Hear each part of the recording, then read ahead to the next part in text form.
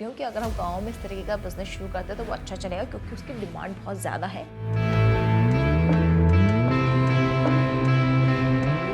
तो लाइसेंस तो चाहिए होंगे किसी भी तरीके के बिजनेस को शुरू करने के लिए। अगर आप स्मॉल बिजनेस शुरू कर रहे हैं फीड एनिमल्स का तो आपको 50,000 से लेकर 1 लाख तक का आपका इन्वेस्टमेंट रह सकता है। अगर आप ये बिजनेस शुरू करते हो तो सरकार आपका सपोर्ट भी करेगी। नमस्कार, बॉस वाला बिजनेस हिंदी में आप सभी का बहुत बहुत स्वागत है। मैं हूं आपकी बिजनेस आइडिया प्रेजेंटर किरण। जैसा कि आप सभी जानते हैं कि मैं ऑलरेडी एक सीरीज चला रही हूं, तो यह 6वीं सीरीज है। पिछली सीरीज में मैंने आपको मैन्युफैक्चरिंग के बारे में बताया है, साथ ही साथ ये भी बताया है कि आप गाँव में रहकर कौन सा बिजनेस, किस तरीके का बिजनेस शुरू कर सकते हैं। सारी चीज़ें मैंने वहाँ बताई है। इसके अलावा आपने मुझे कमेंट करके पूछा था किसी जो मैंने मैन्युफैक्चरिंग सीरीज़ के बारे में बताए थे डिटेल में, टॉप 5 टॉप 7, उसमें आपने एक कमेंट किया था कि आप हमें इस मैन्युफैक्चरिंग के बारे में डिटेल में बताइए। तो मैंने उस पर भी एक पर्टिकुलर वीडियो बनाई है। मुझे कमेंट किया था कि पोहा मैन्युफैक्चरिंग के बारे में आपको जानना था, तो मैंने उस पर वीडियो बना दी है। तो मेरी कोशिश ये रहती है कि अगर आप मुझे सवाल करें तो आपके सवालों के जवाब मैं दे पाऊँ, भले ही वो एक वीडियो के थ्रू हो या फिर एक शॉर्ट के थ्रू हो। तो आज विलेज सीरीज़ है 6। तो यहाँ भी मैं आपको गाँव से ही रिलेटेड बिजनेस के बारे में बताऊँगी। तो ये बिजनेस है एनिमल फीड बिजनेस। हम सभी चाहते हैं कि जिसमें इन्वेस्टमेंट कम हो और लॉन्ग टर्म चलने वाला कोई बिजनेस हो जहाँ पे हमें अच्छा खासा प्रॉफिट कमा सकें और ज़्यादा मेहनत भी ना करनी पड़े और वो काफ़ी डिमांड में हो। और अगर आप भी ऐसा ही सोचते हैं तो एनिमल फीड बिजनेस आपके लिए एक बेस्ट ऑप्शन हो सकता है। अब देखो, ये तो आप जानते हैं कि भारत में पशुपालन कितनी तेज़ी से बढ़ रहा है और इसी वजह से एनिमल फीड की डिमांड भी बहुत बढ़ रही है। तो आज के इस वीडियो में मैं आपको बताऊंगी कि कैसे आप पशु आहार की दुकान खोल सकते हैं, कितना इन्वेस्टमेंट लगेगा, सफलता जल्दी कैसे मिलेगी, ये सब कुछ आज के इस वीडियो में आपको देखने को मिलेगा। तो फिर देरी किस बात की, चलिए शुरू करते हैं। अगर हम कोई भी बिजनेस शुरू करते हो तो सबसे पहले दिमाग में ये ख्याल आता है कि क्यों ये दुकान खोलने की जरूरत है, क्यों ये शॉप खोलने की जरूरत है। आपके भी जहन में एक है सवाल, सारे सवालों के जवाब मिलेंगे आपको इस वीडियो में। तो मैं आपको स्टेप बाय स्टेप समझाती हूँ कि क्यों ये जरूरी है। इसकी हाई डिमांड है। अब ये तो आप जानते हैं कि भारत एक कृषि प्रधान देश है और भारत में लाखों किसान पशुपालन करते हैं, गाय भैंस बकरियों का दूध बेचते हैं और यही चीज़ आपके लिए सबसे बेस्ट है क्योंकि इसमें कंपटीशन है कम और प्रॉफिट मार्जिन है ज़्यादा। अगर आपकी स्ट्रैटेजी सही है तो यकीन मानिए आप इस बिजनेस में कम इन्वेस्टमेंट में अच्छा खासा प्रॉफिट निकाल सकते हैं। सारी प्लानिंग आप पर है कि आप कैसे इस बिजनेस को शुरू करने के लिए स्ट्रैटेजी बनाते हैं। और इतना ही नहीं, अगर आप ये बिजनेस शुरू करते हो तो सरकार आपका सपोर्ट भी करेगी। सरकार भी एनिमल हस्बेंड्री और डेयरी फार्मिंग को प्रमोट कर रही है, जिसमें कई सारी स्कीम्स और सब्सिडीज मिल रही है। इसमें आपको एक एक्सपेंशन अपॉर्चुनिटीज भी मिलेगी। पशुपालन आहार की जब बात आती है तो उसमें आपको सिर्फ चारा नहीं बेचना, आपको पशु सप्लीमेंट्स, वेटनरी मेडिसिन और फार्मिंग इक्विपमेंट्स भी बेचना है।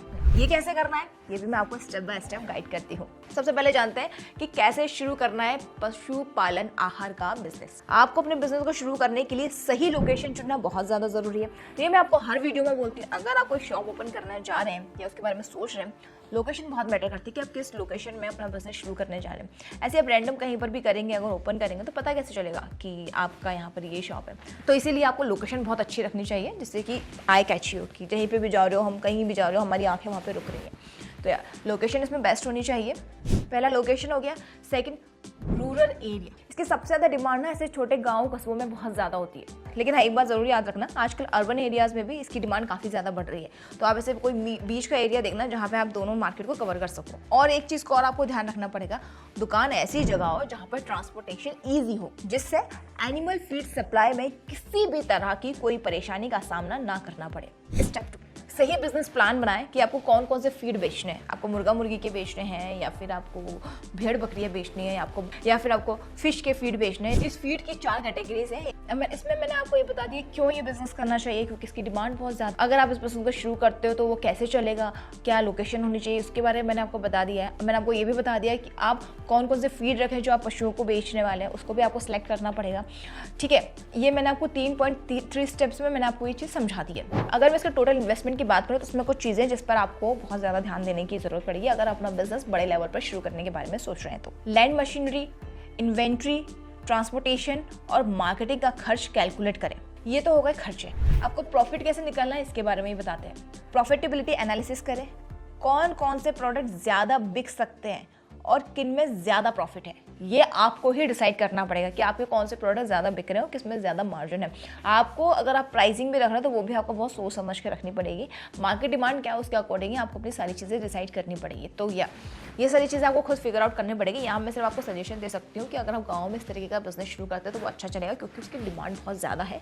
और ये फीड का जो बिजनेस मैंने आपको बताया, इसमें सिर्फ गाँव नहीं, इसको आप अर्बन एरियाज़ में भी शुरू कर सकते हैं, क्योंकि डिमांड बहुत ज़्यादा है। डिपेंड करता है अगर आप कोई भी प्रोडक्ट लॉन्च कर रहे हैं उसकी डिमांड कितनी है मार्केट में। इसकी डिमांड अच्छी है तो आप इसे कहीं पे भी शुरू करेंगे, आपको इसका रिजल्ट बेहतर ही मिलने वाला है। और हाँ, अब क्योंकि बिजनेस शुरू करना है, लोकेशन देख लिए, दुकान देख लिए, एरिया देख लिए, सब देख लिया, तो उसमें जो इंपॉर्टेंट आता है वो होता है लाइसेंस। कि अब आपको लाइसेंस तो चाहिए होंगे किसी भी तरीके के बिजनेस को शुरू करने के लिए। तो इसमें सबसे पहला लाइसेंस तो देखो आप सभी जानते हैं कि FSSAI लाइसेंस की जरूरत पड़ती ही है, क्योंकि ये खाद्य उत्पादों से जुड़ा बिजनेस है। इसीलिए फूड सेफ्टी और स्टैंडर्ड अथॉरिटी ऑफ इंडिया से लाइसेंस लेना तो बेहद ज्यादा जरूरी हो गया। उसके बाद आपको GST रजिस्ट्रेशन कराना भी बेहद जरूरी है। अगर आपका बिजनेस बड़ा है तो आपको goods services tax GST number लेना होगा। अब फिर लोकल बिजनेस लाइसेंस, म्युनिसिपैलिटी या ग्राम पंचायत से परमिशन लेना भी जरूरी है। अब आगे बढ़ते हैं। अब बात करें, जैसे कि आपने सारी चीजें देख ली, आपने लाइसेंस ले लिया, क्यों शुरू करना है, कैसे शुरू करना है, क्या लोकेशन होगी, सारी चीजें आपने कवर कर ली। लेकिन अब इसको आगे कैसे बढ़ाना है, क्या प्रोसेस रहेगी, तो आपको क्वालिटी सप्लायर से टाई अप करना होगा। पशु आहार की दुकान खोलने के लिए आपको सही सप्लायर से रॉ मटेरियल्स खरीदने होंगे। कोशिश करें कि आप डायरेक्ट मैन्युफैक्चरर से टाई अप करें ताकि आपको बल्क में लो प्राइस में प्रोडक्ट मिल सके। लोकल अवेलेबल फीड सप्लायर को भी एक्सप्लोर करें और कंपेयर करें कि कौन बेस्ट प्राइस और बेस्ट क्वालिटी दे रहा है। और हाँ, बिजनेस शुरू करने के लिए सबसे इंपॉर्टेंट ये भी होता है कि उस प्रोडक्ट की क्वालिटी को मेंटेन करके रखें। जैसे कि डेयरी फार्मर्स के लिए बहुत ज़्यादा इंपॉर्टेंट है उसकी खली, कॉटन सीड और कोकोनट केक। फिर एक चोकर के लिए व्हीट ब्रांड, मक्का और हरा चारा यानी कि ग्रीन फॉडर। पोल्ट्री फार्म के लिए आपको लेयर फीड चाहिए होगी और ब्रॉयलर फीड चाहिए होगी। वहीं आपको फिश फार्मर्स के लिए फिश पैलेट्स और फ्लूटिंग फिश फीड चाहिए होगी। लेकिन हाँ, क्वालिटी एंश्योर करना बहुत ज़्यादा ज़रूरी है। आपकी एक गलती फार्मर्स को नुकसान पहुंचा सकती है। अगर आपके कस्टमर को आपका प्रोडक्ट अच्छा लगेगा तो बाकी 10 और लोगों को बताएंगे और आपके पास इससे आपकी एक अलग मार्केटिंग होगी। साथ ही साथ आपके पास रिपीटेड कस्टमर भी आएंगे और वो एक बिजनेस के लिए बहुत ज़्यादा इम्पोर्टेंट है। और ये तो आप जानते हैं कि मैं अपने हर वीडियो में बोलती हूँ कि अगर आप किसी भी तरह का बिजनेस शुरू करना चाहते हैं तो बिना मार्केटिंग के आपका बिजनेस अच्छे से ग्रो नहीं कर पाएगा। वो भी आज के ज़माने में 2025 में अगर आप कोई भी बिजनेस शुरू कर रहे हैं तो मार्केटिंग होना उसकी बहुत ज़्यादा ज़रूरी है। अगर उसकी अच्छी मार्केटिंग नहीं होगी और कोई और है आपको कॉम्पिटिटर जो क्वालिटी कम दे रहा है लेकिन मार्केटिंग में ज़बरदस्त पैसा लगा रहा है, तो भाई दिक्कत है। आप ये मत सोचना कि मेरा तो प्रोडक्ट अच्छा है भाई और मुझे मार्केटिंग की ज़रूरत नहीं है। प्रोडक्ट अच्छा हो या जैसा भी हो, मार्केटिंग तो सबसे ज़्यादा ज़रूरी है। आप चाहे आप अपने प्रोडक्ट को ऑफलाइन या अपने कस्टमर को 1-to-1 बेचो या फिर आप किसी भी ऑनलाइन प्लेटफॉर्म पे बेचो, आपको मार्केटिंग करना पड़ेगा ही पड़ेगा अगर आप इस इंडस्ट्री में सर्वाइव आगे करना चाहते हैं। और जो मैंने आपको स्टार्टिंग में बोला था, लॉन्ग टर्म बिजनेस, अगर लॉन्ग टर्म बिजनेस के लिए जाना है तो मार्केटिंग तो भाई करनी ही पड़ेगी। तो सबसे पहला स्टेप ये रहेगा कि लोकल फार्मर से डायरेक्ट कांटेक्ट करें, उन्हें अपने प्रोडक्ट्स के बेनिफिट्स के बारे में बताएं। और यहीं पे नहीं रुकना आपको, इसके अलावा आपको सोशल मीडिया भी यूज करना है, जैसे फेसबुक, व्हाट्सएप, यूट्यूब, इंस्टाग्राम। आजकल के लोग कितने ज्यादा सोशल मीडिया पर एक्टिव है। भले ही लोग एक दूसरे को नहीं जानते लेकिन सोशल मीडिया के थ्रू सब एक दूसरे को जानते हैं। और हाँ, इतना ही नहीं, आप मुझे जो देख रहे हो यूट्यूब पर, ये भी तो एक सोशल मीडिया है। इसके थ्रू आप समझ पा रहे हैं कि अपने बिजनेस को कैसे आगे बढ़ाना है। तो सोशल मीडिया और मार्केटिंग करना बहुत ज़्यादा ज़रूरी है। मतलब मार्केटिंग में आपको पैसा नहीं भी लगाना तो भी चलेगा, लेकिन एटलीस्ट आसपास के लोगों को पता तो होना चाहिए। इसके अलावा आप रेफरल प्रोग्राम चलाओ, पुराने कस्टमर्स को रेफरल और डिस्काउंट दे ताकि वे लोगों को आपके पास लेकर आए। अब देखो, जहाँ थोड़ा बहुत डिस्काउंट मिलता है, थोड़ा बहुत फायदा मिलता है तो हर कोई चीज़ें शेयर करना पसंद करता है। थोड़ा बहुत लालच तो आपको देना पड़ेगा। उसके अलावा सीजनल ऑफर डिस्काउंट दें, ठीक है। अब Amazon, फ्लिपकार्ट पे भी जब कपड़ों की शॉपिंग होती है तो डिस्काउंट मिलता है ना, तो करते हो ना शॉपिंग, तो इसमें भी आपको सेम चीज़ें अप्लाई करनी है। डिस्काउंट दो, पैसा कमाओ। एक चीज़ और, अपने प्रोडक्ट की डिलीवरी को लॉजिस्टिक सर्विसेज से जोड़ें। अगर पॉसिबल हो तो होम डिलीवरी सर्विसेज शुरू करें, खासकर उन फार्मर के लिए जो दूर रहते हैं। और हाँ, एक छोटा सा ट्रांसपोर्ट व्हीकल यानी कि मिनी ट्रक या टेम्पो ले, जिसे आप अपने आसपास के गांव में वो फीड पहुंचा सके। अब आप ये तो समझिए, आप गांव में चीजें शुरू करने जा रहे हैं तो थोड़ा बहुत तो आपको चीजों को एडजस्ट करना पड़ेगा। तो आप इसके लिए फ्री डिलीवरी रखें, या जो अगर चार्जेस रख भी रहे हैं तो थोड़ा सा कम रखें, मतलब अपने हिसाब से आप देख लीजिए, जितना हो सके आप उतना कम प्रेफर करें। और इससे क्या होगा, ज़्यादा से ज़्यादा कस्टमर आपसे जुड़ेंगे। बेस्ट चीज़ ये है कि हर कोई भी बाहर जाना पसंद नहीं करता। अब घर पर बैठ के सारी चीज़ें मिल रही है तो क्यों नहीं भाई, क्यों ना इसका फ़ायदा उठाया जाए। तो ऐसे लोग ज़्यादा से ज़्यादा आपसे जुड़ेंगे। तो ये एक स्ट्रैटेजी है, आपको ये प्लान करें, आप इस तरह से चीज़ों को एक्सप्लोर करें, अपने मार्केट को उस तरह से बढ़ाएं, तो वो आपके लिए ही अच्छा रहेगा। तो छोटी छोटी चीज़ें जहाँ पे आपको थोड़ा सा अपना हाथ खोलना पड़ेगा, तो फिर आपका बिजनेस सही से चलेगा, लेकिन कहीं तो एडजस्ट करना पड़ता है भाई। तो मैंने आपको ऊपर थोड़ा बहुत इन्वेस्टमेंट के बारे में बता दिया था। अब लेकिन मैं आपको नंबर्स में बता देती हूँ कि आपका टोटल इन्वेस्टमेंट कैसा रहेगा, कितना रहेगा। अगर आप स्मॉल बिजनेस शुरू कर रहे हैं फीड एनिमल्स का, तो आपको 50,000 से लेकर 1 लाख तक का आपका इन्वेस्टमेंट रह सकता है। अगर आप छोटे लेवल पर शुरू कर रहे हैं, मेरी बात को ध्यान से सुनना, छोटे लेवल पर आप अगर इस बिजनेस को शुरू कर रहे हैं, वहीं अगर आप मीडियम लेवल पर इस बिजनेस को शुरू करने के बारे में सोच रहे हैं, तो 2 लाख से 5 लाख तक का इसमें आपका इन्वेस्टमेंट रहेगा। लेकिन बात वही है कि आपका कितना बजट है और किस तरीके से आप उस बिजनेस को शुरू करना चाहते हैं, ये सब आप पे डिपेंड करता है। अब लेकिन नहीं भाई, अब आपके पास छोटा मोटा काम नहीं करना, आपको बड़े लार्ज लेवल पर अपना बिजनेस शुरू करना है, क्योंकि मैं हर तरीके के लोगों के लिए बिजनेस आइडियाज देती हूँ। चाहे अगर आपको छोटा बिजनेस करना, बड़ा बिजनेस करना, मिड लेवल का बिजनेस करना, हर तरीके के आपको सजेशन मिलेंगे। तो अगर आपको बड़े लेवल पर और आपके पास अच्छा खासा पैसा है, आप इन्वेस्ट कर सकते हैं, तो 5 से 10 लाख इसमें लगेंगे और आपका एक अच्छा लार्ज लेवल पर आप इस बिजनेस को शुरू कर सकते हैं। तो जहाँ मैंने आपको स्टार्टिंग में बताया था कि कुछ है आपको क्या फीड बेचनी है, क्या बोलते हैं, आप मुर्गी फार्म के लिए करेंगे, डेयरी के लिए करेंगे, या गोट के लिए करेंगे, या फिर आप फिश के लिए करेंगे। तो अगर आप बड़े लेवल पर शुरू करते हैं तो सब एक जगह पर भी आप शुरू कर सकते हैं। तो डिपेंड ऑन यू कि आप कितना इन्वेस्टमेंट करेंगे और फिर आप कैसे अपने बिजनेस को बढ़ाएंगे। अब मैंने आपको इसका इन्वेस्टमेंट बता दिया, अब चलो इसके प्रॉफिट की बात कर लेते हैं। नॉर्मल प्रॉफिट मार्जिन 20 से 40% तक होता है। अगर आपका मंथली टर्नओवर 2 लाख है तो आपका नेट प्रॉफिट 40,000 से 80,000 तक हो सकता है। वहीं अगर आप एडिशनल प्रोडक्ट्स जोड़ते हैं, जैसे कि सप्लीमेंट्स, मेडिसिन, इक्विपमेंट्स, तो फिर आपका प्रॉफिट इससे ज़्यादा भी हो सकता है। अब मैंने आपको स्मॉल, मीडियम और लार्ज बिजनेस के बारे में बता दिया। अब लोगों के दिमाग में चल रहा हो कि लार्ज लेवल पर शुरू करते हैं या कुछ भी ऐसा चल रहा है, बस पैसा की कमी है। बिजनेस तो बता दिया, लेकिन पैसा कहाँ से आएगा? बहुत लोग मुझे ऐसे कमेंट करते हैं कि अब आपने कौन सा कितना बिजनेस कर लिया और पैसा कहाँ से आएगा। तो मैं आपको बता दूं कि आप बस कदम एक पैर आगे तो बढ़ाओ। सरकार आपकी मदद करने के लिए तैयार है। सरकार की कई ढेरों सारी स्कीम्स हैं। बस सरकार ये चाहती है कि एक बार उनका नागरिक एक बार बोले तो कि हाँ उसे बिजनेस शुरू करना है। बहुत सारी सब्सिडीज आपको सरकार से मिल जाएंगी अगर आप इस बिजनेस को शुरू करना चाहते हैं। मुद्रा लोन के बारे में मैंने ऑलरेडी बताया हुआ था स्टार्टिंग पे कि अब मुद्रा लोन 20 लाख तक का आपको लोन देगी। अब वहां जाके उसे चेक कर सकते हैं अगर आप इस बिजनेस को शुरू करना चाहते हैं।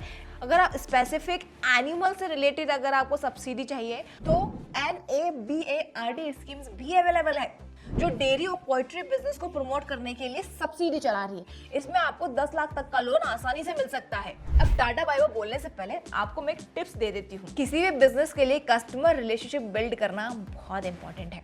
आपके रेगुलर कस्टमर्स ही आपके बेस्ट प्रमोटर्स हैं। सबसे अच्छी चीज़, अगर आपको ये रेगुलर चाहिए तो अपनी हाई क्वालिटी को मेंटेन रखें। एक बार बस आपके मार्केट में एक अच्छी रेपुटेशन मिल जाए, फिर देखना आपको बायर भी ज़बरदस्त मिलेंगे और जो प्रॉफिट मार्जिन मैंने आपको बताया है इससे कई गुना बढ़ भी सकते हो। ये मैंने सिर्फ आपको मिनिमम लेवल पे बताया है। जैसे कि मैं आपको हमेशा बोलती हूँ ना, तो ऑनलाइन प्रेजेंस को बनाना बहुत ज़्यादा ज़रूरी है किसी भी बिजनेस को शुरू करने के लिए। तो अगर बिजनेस चल रहा है और आप सोशल मीडिया पर नहीं हैं तो प्लीज़ मेरा हाथ जोड़ के आपसे विनती है कि अपने बिजनेस को बढ़ाओ और सोशल मीडिया पर आओ। मैंने ऑलरेडी इन पर एक वीडियो बनाया हुआ है सोशल मीडिया से रिलेटेड, एक्सपर्ट थे, मैंने पॉडकास्ट किया है आप लोगों के लिए। अगर आप जानना चाहते हैं कि किस तरह से सोशल मीडिया का यूज़ करें तो प्लीज़ आप उसे देखो और अपने सोशल मीडिया पर काम करो, वो आपको बहुत हेल्प करेगा। इसके अलावा आप सोशल मीडिया पर जा रहे हैं, फिर आप रिटेल और होलसेलर से वालों से भी कांटेक्ट करें। अगर आप होलसेलर में भी सप्लाई करने लगते हैं तो आपका प्रॉफिट मार्जिन बढ़ जाएगा। तो ये थी मेरी छोटी सी टिप्स। लेकिन अगर आप सही प्लानिंग के साथ बिजनेस करते हैं, नॉट इवन एनिमल फीडिंग का बिजनेस, किसी भी बिजनेस को, या मैं जो सीरीज चला रही हूँ उनमें से कोई भी बिजनेस, या जो आप खुद से अभी कर रहे हैं वो बिजनेस, सही प्लानिंग के साथ अगर आप किसी भी बिजनेस को करते हैं तो चाहे कुछ भी हो जाए सफलता आपको मिलकर ही रहेगी। और पशुपालन का टॉपिक मैंने क्यों चुना? अब देखिए, इंडिया में पशुपालन बहुत तेजी से बढ़ रहा है। तो इनके लिए खाने की भी तो ज़रूरत पड़ेगी ना, तो इसकी डिमांड भी उतनी ही तेज़ी से बढ़ रही है। आजकल अब किसान वो किसान नहीं है जो बेचारा पढ़ा लिखा नहीं है तो वो घर में बैठ के किसानी कर रहा। आज के किसान पढ़े लिखे, वेल एजुकेटेड वो किसान हैं जो अच्छी खासी विदेशों में जा जाके पढ़ाई कर कर आए हैं खेती बाड़ी के बारे में, और अब देश में आके, अपने देश में आके खेती बाड़ी कर रहे हैं। अब किसान वो पहले जैसा किसान नहीं रहा, वो सोशल मीडिया प्लेटफॉर्म का यूज़ करे, कई सारी चीज़ों का यूज़ करे, तो अब चीज़ें बदल रही है, किसान भी बदल रहा है, तो आपको भी बदलने की बहुत ज़्यादा ज़रूरत है। वीडियो पसंद आया होगा तो चैनल को लाइक, शेयर, सब्सक्राइब करना बिल्कुल ना भूलें, और कैसी लगी ये वीडियो, आपको इन्फॉर्मेटिव लगी है तो कमेंट बॉक्स में कमेंट कर मुझे ज़रूर बताना। इसके अलावा अगर आप किसी और टॉपिक के बारे में जानना चाहते हैं तो भी आप मुझसे पूछ सकते हैं, मैं कोशिश करूँगी आपके पूछे गए सभी सवालों पर वीडियो या फिर शॉर्ट बना पाऊँ। इसके अलावा क्योंकि मैंने आपको प्रॉमिस किया था मैं पॉडकास्ट लेकर आऊँगी, तो मैंने सोशल मीडिया पे ऑलरेडी पॉडकास्ट बनाया था। अब नया है कि सोशल मीडिया पे अगर आप कुछ चीज़ अपलोड करते हैं, वो अपलोड कैसे करना चाहिए, किस तरीके की एडिटिंग होना चाहिए, किस तरह आप AI का यूज़ कर सकते हैं। और मुझे एंड तक देखने के लिए दिल से शुक्रिया। आई होप आप सभी खुश होंगे, तंदुरुस्त होंगे, अपने आसपास वालों का ऐसा ही ख्याल रखिएगा। हम जल्द मिलेंगे फिर किसी नए टॉपिक के साथ, तब तक के लिए नमस्कार। बॉस वाला, बी द बॉस।